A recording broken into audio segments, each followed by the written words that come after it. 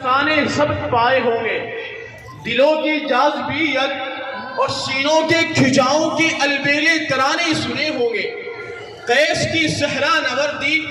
فرحات کی کوہ کنی، قید خانہ مصر کے نالوں سے آگہی پائی ہوگی۔ بہت سے اجڑے ہوئے دلوں کا حال سنا اور پڑھا ہوگا، لیکن میں آج اس عشق کی داستان پیش کرنا چاہتا ہوں جو اپنے عشق میں 100% کامیاب ہو چکے، جن کے عشق کی کامیابی کا اعلان خود خداوند قدوس اپنی کتاب جاودانی میں ہمیشہ کے لیے محفوظ کر چکا، جن کی عشق کی کامیابی کا اعلان کہیں اولئک هم الراشدون کہہ کر بیان فرمایا، کہیں اولئک هم المفلحون کہہ کر بیان فرمایا، کہیں اولئک هم الصادقون کہہ کر بیان فرمایا، کہیں ان کے عشق کی داستان کو اس طرح تقویت پہنچائی کہ او لوگو کان کھول کر سن لو، مشرق والوں تم بھی سن لو، مغرب والوں تم بھی سن لو، شمال والوں متوجہ ہو جاؤ، فقیر ہو کے شہنشاہ، مالدار ہو کے غریب، غلام ہو کے آقا، غرض یہ کہ کائنات میں کسی بھی علاقے اور کسی بھی نسل سے ہو اس کا ایمان کامل اور مکمل نہیں جو صحابہ کی آداب پر خود کو نشاور نہ کر دے۔ حضرات محترم، صحابہ کی وہ کیا ادائیں تھی جن کی بنا پر اللہ نے ان سے خوشنودی کا اعلان فرما دیا۔ یہ سب اس وجہ سے ہوا کہ صحابہ کرام نے محبوب خدا کے لائے ہوئے دین کی خاطر اپنی جانوں اور اپنے مالوں کو وقف کر دیا، رحمت للعالمین کی اتباع کے لیے اپنے خاندان اور اپنے رشتہ داروں سے دشمنی خرید لی، جو آپ کی رضا کی خاطر جگر کا خون پیش کرنے کو ایک معمولی سی چیز سمجھتے تھے، اور ان کی یہی پکار رہتی تھی نکل جائے دم تیرے قدموں کے نیچے، نکل جائے دم تیرے قدموں کے نیچے، یہی دل کی حسرت، یہی آرزو ہے۔ حضرات محترم، میں چند صحابہ کے عشق محبت کے کچھ واقعات آپ کو سناتا چلوں جس سے آپ اندازہ کر لیں گے کہ کس درجے کی محبت صحابہ کے اندر آپ صلی اللہ علیہ وسلم کی موجزن تھی۔ حضرت بلال حبشی رضی اللہ عنہ نے جب اسلام کی شمع پر فدائیت کا سبق پڑھا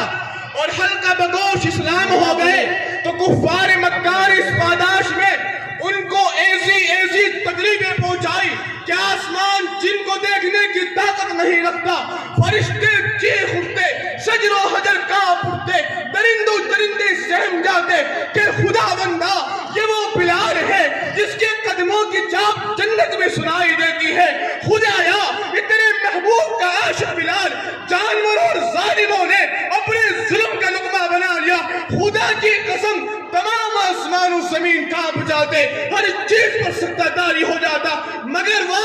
عشق محمدی کے مرکز بلال تیری زبان سے نکلے ہوئے عشق محمدی کے ترانے گونج کر سارے عالم کو مست کر رہے ہیں، اور دنیا فانی کو یہ پیغام مل رہا ہے کہ بلال ٹکڑے ٹکڑے تو ہو سکتا ہے،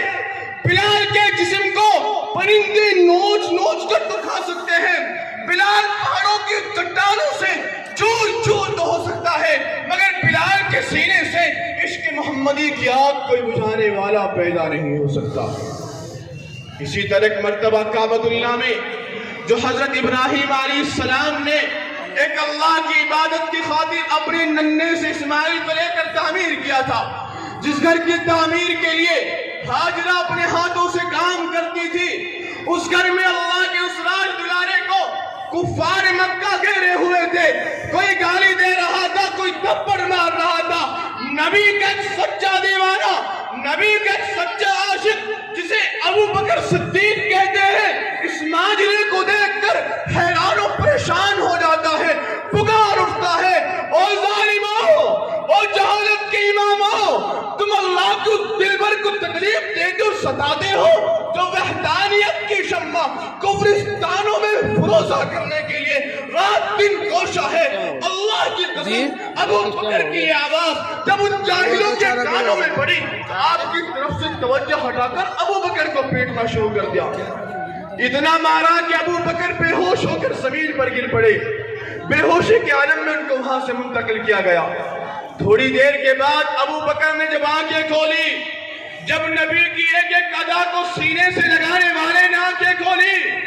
نہ اپنے جسم کی پرواہ تھی، نہ زخموں کا خیال تھا، نہ مار پیٹ کا احساس تھا، نہ اپنا کوئی ملال تھا، بس ایک دم سے یہی ثنا گونجی کہ مجھ کو اس چہرہ اقدس کی زیارت کرا دیجئے جس کے دیدار کے بعد دنیا کی کوئی